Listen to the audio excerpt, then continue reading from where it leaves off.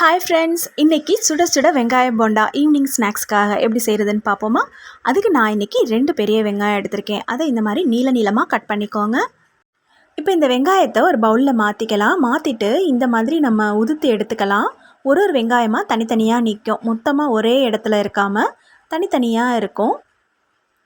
இப்போ இதோட 1 கப் அரிசி மாவு, அரை கப் கார்ன்ஃப்ளவர், 1 ஸ்பூன் சோம்புத்தூள், 1 ஸ்பூன் ஜீரகத்தூள், அரை ஸ்பூன் கரம் மசாலா தூள், 1 ஸ்பூன் மிளகாய்த்தூள், ஒரு கைப்பிடி அளவு கருவேப்பிலை இந்த மாதிரி பிச்சு பிச்சு போட்டுக்கோங்க.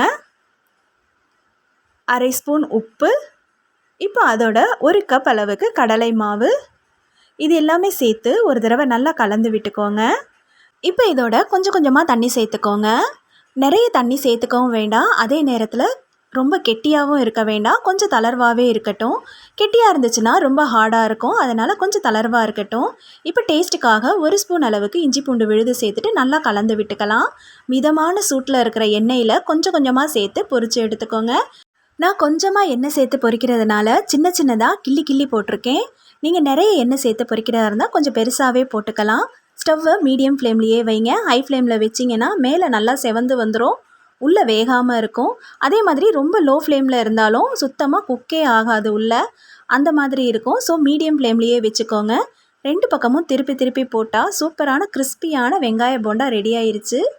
நம்ம அரிசி மாவு சேர்த்துருக்கிறதுனால எண்ணெயும் ஜாஸ்தி குடிக்காது. ஸோ சூப்பராக இருக்கும். நீங்களும் இதை ட்ரை பண்ணி பாருங்கள்.